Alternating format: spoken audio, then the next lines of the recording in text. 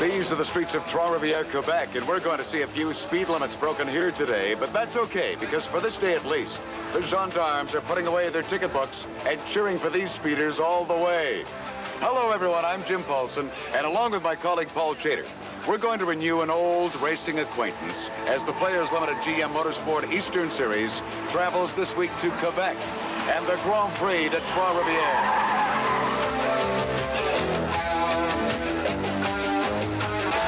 You know, this race promises to be especially exciting. It's the first time a lot of these Players Limited GM drivers have seen this track. Some have raced on it in other cars in the past, but even for the drivers with long memories, there are going to be surprises here. So let's analyze this partially rebuilt Trois-Rivières circuit. It's going to be difficult because I think the track condition might change during the race, and with the 90-degree corners, the brakes are going to be a major factor here. I don't think tires so much as brakes. It's a little tricky. It's very, very slippery, and we're really having trouble getting any kind of traction, and hence we're having difficulty trying to figure out how to get the car to get around those 90-degree turns properly. It's been an absolute nightmare so far.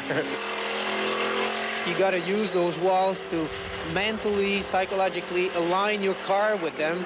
Whether you're entering the corner or exiting the corner, you use the walls as parallels that you want to drive your car to. It's exciting, it's tricky. I found it a course that takes some time to learn. It's not the kind of course you get on and immediately get down pat. Each time out it's better, but it is definitely entertaining and interesting. It's very hard to pass on this track. It's extremely tight. With the concrete apexes, it's very hard to follow someone closely and have the proper vision for the corner.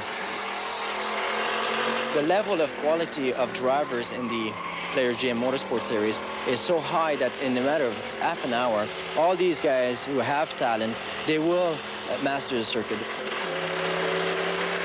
I think right now most of us, you know, in the front, you take Robin Buck, Ron Fellow, Rob, yeah, David Impringham, all these people, we're using it because it's a very, very competitive series. And it's a good series financially for the drivers. And, you know, it's here in Canada. It's close to home, and it's easy. It's easy because we don't have to travel very much. And the competition is there. We might, you know, we could race in the States something faster, but you would drive different cars against different cars. So basically, you're always comparing apple with oranges, and you don't know where you stand. And here, you know, we know if we're qualifying first because we're doing a good job. Where if you race something else, you're qualifying first, maybe the car is faster than the other guy. So personally, I like that type of series because the competition is there, the car are equal, and as long as the purse will be there and players will support it as well as GM, hopefully Motormaster will support me, and I'll be in that series for many years to come. Ron Fellows still the point leader in the Players Limited GM Motorsport Series battle for 1989. What a war this is, Ron. Capital W. I tell you. At this point, Ron, you're concentrating on winning this championship, of course, but let's talk shootout as well. Your thoughts on this concept? A lot of money being offered here, and do you feel that it'll truly give us a national champion in this series? Only if I win. Nice idea, though. Yeah, it's great. You know, we've kind of hoped that players and GM to do something like that, and it just you know, it's for the competitors, the top six, I guess, from the East and the West. It's just going to be a great chance to make a bunch of cash. That's for sure. The winner will take home $25,000 from the shootout. Not bad, and these two are bound to be there. After 8 series races, Richard Spenard has 4 wins. Ron Fellows owns 3 checkered flags, but holds the championship lead by just 21 points, thanks to some better non-win placings. An intense but friendly rivalry that will be reprised again today on the streets of Trois-Rivières. This is a great track, and it's good to see racing and big crowds back in Trois-Rivières. The motor circuit abuts a course where the horsepower is packaged more traditionally. Hope this guy has some earplugs. As we run down the starting grid, David Impringham has the pole position with Ron Fellows beside him. Mark Donkos is 3rd, Spenard 4th, Kenny Wilden 5th, and Robin Buck 6th, followed by a host of others. As you know, the top 6 qualifiers are inverted, so the fastest man in qualifying was Robin Buck, number 34. Here's Jim as Robin receives his first Fast Qualifier award of the season. This is the first one this year, and the $500 and the 15 points is definitely going to help the cause, and hopefully we can use it to our advantage for the race. Well, Now the pace car moves away from beside us to take this field around for a final lap leading to the start. All the top qualifiers: Robin Buck, Kenny Wilden, Richard Spenard, Mark Denkos, Ron Fellows, David Empringham. And because of the inverted grid used for the top 6 here, David Empringham is on the pole. Now that could be a distinct advantage heading into a very tough turn 1 where a traffic tie-up is a distinct possibility. Corner 1 is a hard right-hander. And you're right, Jim, with this large field, we could see a tie-up of monumental proportions. We'll be back with the start after this. Welcome back to the Players Limited GM Motorsport Series, this week from the streets of Trois-Rivières, Quebec. The starter has the green flag in hand as this 26-car field is brought to the line by David Empringham and Ron Fellows. The green flag flies, and we're racing at Trois-Rivières. Already the field spreads out on this wide track, and heading into corner 1 bottleneck, it's chaos. Kenny Wilden, number 25, is spun. Body work is being rearranged all over the place here. Wilden, number 25, sideways, stopped in the middle of the track. The leaders got through ahead of all of this, and the rest of the field is pretty well sorted out now as they head out of corner 3 onto the back straight. In replay, here's how Robin Buck saw the front end of the corner 1 incident. Coming out of the turn there, Empringham and Ron Fellows come together. Fellows gets straightened away with the help of the outside wall. Dankos and Spenard move through along with Buck, dropping Fellows down to 5th. Now out of corner 8, back with the leaders, it's number 2, David Empringham, 9, Mark Dankos, number 1, Richard Spenard, and number 34, Robin Buck. Well, a big slide there from Dankos. Spenard tries in corner 10, but he couldn't get through. And now back on board with our 4th place driver, Robin Buck, as the leaders complete lap 1 down the start-finish straight. Diving into a much less frantic corner 1 this time through. Number 43, Ron Fellows, has a gap to bridge to catch the leaders. Here's Claude Poirier heading into the pits with body damage sustained in that corner 1 incident. His hood is bent badly. Again, in replay, let's have a look. Here's what happened earlier. The driver's farther back in the pack. It looks like Poirier hit Brett Goodman. Here's Jim with Claude. Well, for Claude Poirier, we almost had a premonition, I think, Claude, here on the streets of Trois-Rivières. What happened off the start? And a big pile up in front of me. I think people were trying to make big move before the first corner, and some people came from the inside too quick and punched another car on a tire wall, and he just bounced back in front of me, and I could avoid him. I saw the 25 car of Ken Wilden get sideways right sort of at the apex of turn 1. I would assume by the position of his car, somebody must have tagged him from behind and sent him around. And when that happened, he virtually blocked the racetrack. I believe I may have been the one who tapped Wilden, but I'm not sure because he was very sideways. In the beginning of the day, just hasn't been my day, so. Well, still a couple more rounds to go, my friend. Maybe better luck next time. Yeah, thanks. A rough day for some, but so far, not for others, as our leaders streak through corner 8. Now on board with Robin Buck, and Dankos gets wide in corner 9. Spenard drops underneath, and so does Robin Buck, dropping the doctor from Quebec, Mark Dankos, number 9, into 4th spot.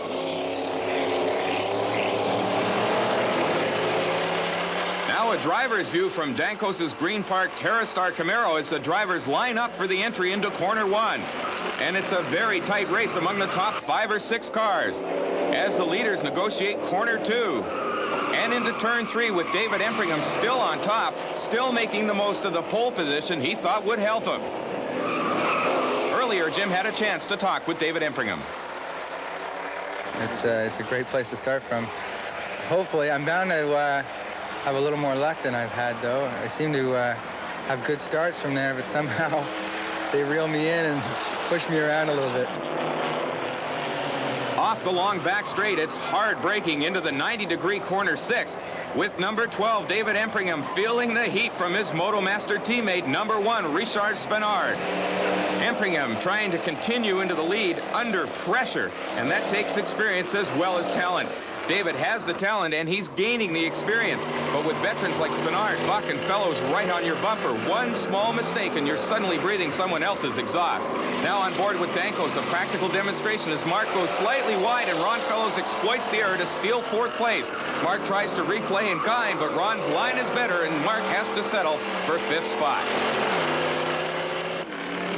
The Motomaster duo of Empringham and Spenard opens some air on 3rd place Robin Buck, number 34, into corner 1. And again with Mark Dankos as Rob Fellows slides inside in corner 1 to take 5th. For Dr. Dankos, a strong finish is vital here. He's locked in a battle with rookie Kenny Wilden for 6th place in the Drivers' Championship. And since the $50,000 season finale shootout is open only to the top 6 drivers east and west, well, Mark has strong motivation to succeed. He's had some help today as well because that first lap, first corner incident has put Kenny Wilden way back. The rookie in car number 25 is currently 21st, but he's talented and he's confident today. Right now, because of the second place qualifying, we've gained 10 points. So I'm only 2 points out of 6th place now. And once we drop the race at the end of the year, I think we'll be in a good position and hopefully get some more money at the end of the year. For a young driver like Kenny, the prize money is very important. He's been operating on a limited budget all year, and that he's doing so well is a tribute to his talent. At this point, he has almost got Rookie of the Year honors wrapped up, and success like that is bound to attract sponsorship money. Back with our leaders now, and a different look at corner 1. Number 2, David Empringham continues to hold Richard Spinard at bay, and Robin Buck, 34, shows why he's among the best in the series he likes. Players is a good series in Canada. It's one of the most prestigious. It's very, very competitive, and you know, the guys are very, very good drivers. They're a class bunch of guys. And you're seeing some very good driving today as David Empringham continues to lead. We'll be back with more after these messages. Welcome back to the Grand Prix de Trois-Rivières, an exciting Players Limited GM Motorsports Series action. Number 2, David Empringham continues to lead just fractions of a second ahead of his Motomaster teammate, number 1, Richard Spinard, and number 34, Robin Buck, in 3rd spot. After a rocky start, which included a meeting with the corner 1 wall, Ron Fellows, 43, has fought back to 4th, ahead of brother Rob, 44, in 5th, and Mark Dankos, number 9, in 6th. Up the very long Trois-Rivières back straight, one of the prettiest places in Canadian street racing, the leaders stretch it out, pushing their IROC Camaros and Pontiac Firebirds to the max. On board with Robin Buck as Spinard darts inside on Empringham and takes the line and the lead into corner 6.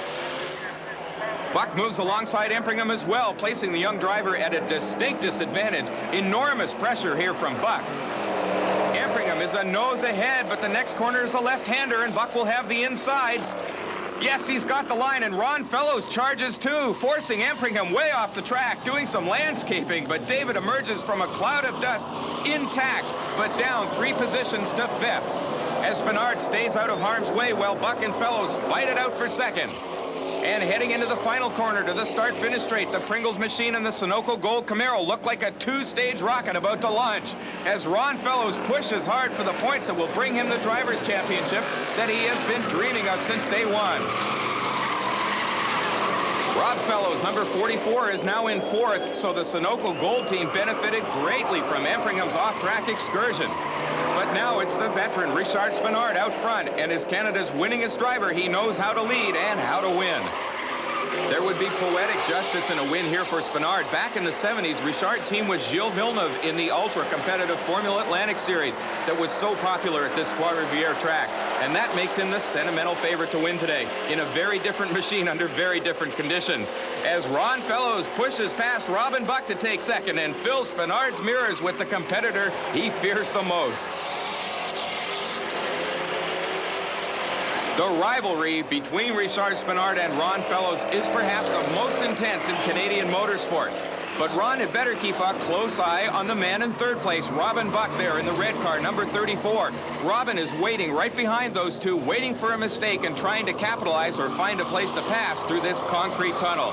Now let's go down to Jim Paulson at trackside. Well, the crowd is ecstatic here in Trois-Rivières. The new race leader is Richard Spinard, the number 1 car, and Ronnie Fellows, number 43, moving into 2nd overall. So the drama just begins to build here on the streets of Trois-Rivières, Quebec. Drama of the best kind, Jim, with top drivers in equal machines out to prove who's the best. Here's David Empringham, currently 5th and feeling pressure from Mark Dankos. David is quickly making a reputation for himself in this series, and Mark Dankos has already established his as a champion in other series and in other cars. This season, though, Mark has fought mechanical problems and just plain bad luck. The fact that he remained 6th overall in the Drivers' Championship points race is testimony to this Quebec-based driver's skill and determination. But with more and more laps in this 25-lap feature race clicking by, Mark will have to make his move soon if he's to improve on his 6th-place position. With these cars so evenly matched, it is the talent of the driver that is the measure of victory or defeat. And the story of the Sherwood Code Alarm team shows how carefully the equality of these cars is guarded. The number 13 and number 23 Firebirds face disqualification, as Jim found out. A lot of drama for your team today. I know it's been disappointing too, Richard. Yes, we are very disappointing about something on the engine. This morning we have that bad news. The guy of the series checked the engine yesterday, and they find some seal in the engine was broke. So when we come on the track this morning, we received that bad news, and we are very disappointed about that. So at this point, we don't know what's the problem. We know that the problem, but we don't know why we have that problem. Both cars of Richard Roy and Ronald Amlin were found to be missing a seal that proves the engines weren't tampered with. One new approved engine was found. We have put the brand new engine in my car, and that's, I think, is very good because I take 2 seconds faster after Friday. No kidding. That's very good for the afternoon. Engine tampering wasn't suggested by the officials, but with the seals broken, there was no choice but to disqualify the cars. The local Sherwood Code Alarm team worked non-stop to get at least one car in this race, and Ronald Amlin is now running in 18th place. While this man, Richard Spinard, continues to run in first, followed by these drivers, and the exciting conclusion when we return. Welcome back to the Players Limited GM Motorsport Series from Trois-Rivières, Quebec.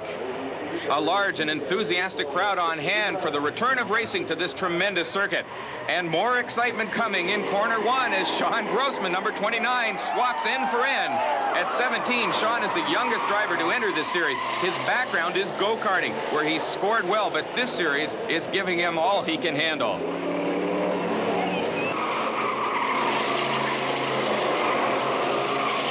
And the other leaders go through while Sean gets it all back together and motors on. To put it mildly, this has been a learning year for Sean. There's the debris flag in corner 3. Empringham and Dankos are through. But Mr. Grossman has found the tire wall. The yellow is out now, but Sean is undamaged, except perhaps in his confidence, and he gives it one more try. And to show it can happen to the best of them, Ron Fellows has found the tire barrier in corner 6.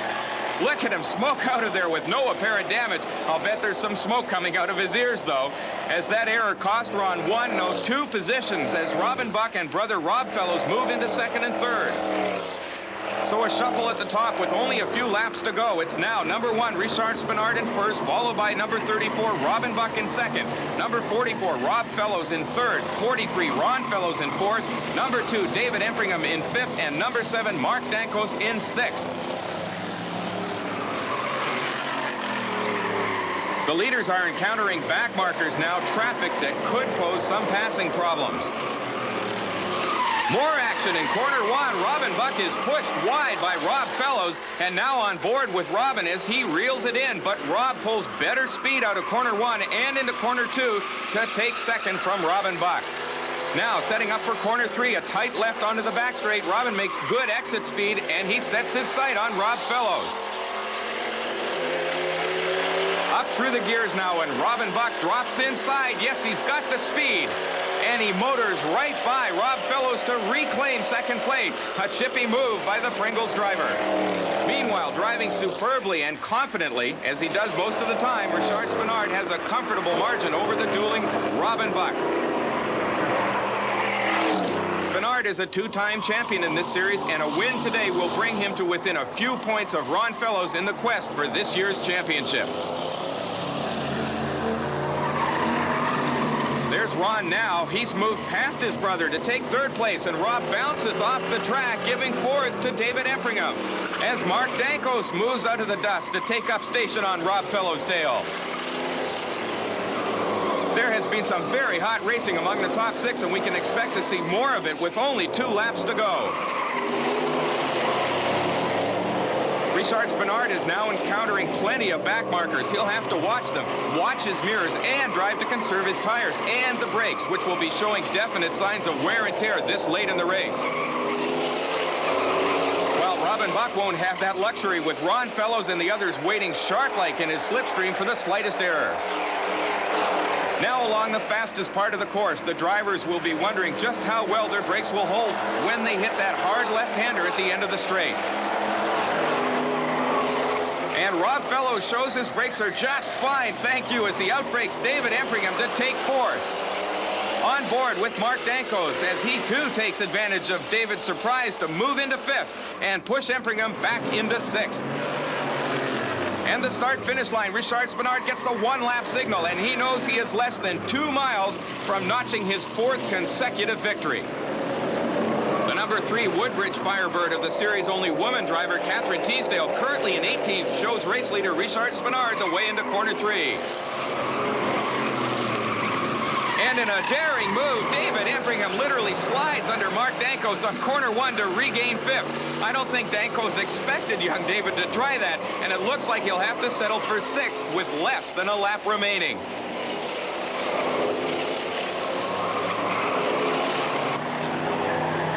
Only 4 corners from victory, Richard Spinard sees no other top runners close in his mirrors and knows that barring a mechanical problem, this race belongs to him. They call him King Richard because of his winning ways, and once again today, he has proved why he is one of the best Canadian race drivers ever. On a very demanding Trois-Rivières circuit, he drove boldly, yet with the necessary respect for his machinery to have plenty left at the end. And there's a checkered flag, and it flies for Richard Spinard at Trois-Rivières. Robin Bach is 2nd, Ron Fellows 3rd, Rob Fellows in 4th, David Empringham 5th, and Mark Dankos 6th. And that makes our Drivers' Championship points battle very interesting indeed. For Richard, a fine and popular win on the streets of Trois-Rivières, where so many racing superstars have made their mark. Bill Brack, Gilles Villeneuve, Jacques Villeneuve, and of course, Richard Spinard. And now to the victory podium, where Ron Fellows receives his 3rd place award, a gutsy drive by a terrific competitor.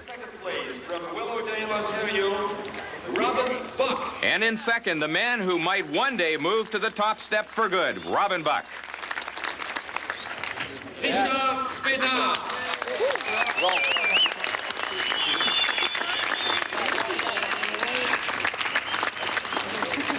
The victor, Richard Spinard. And here's Jim with the man with the checkered flag. Well, Richard Spinard, how many wins in a row now in the series? That's my 4th one. I guess the second half has been very good to me. It's looking good for the championship right now. I'm very happy with that. I think you've taken over the lead there now too, Richard. I don't know. I just got out of the car and pretty happy to win. I didn't calculate it yet, but I'm very close if I'm not in the lead. There's a few points difference if so.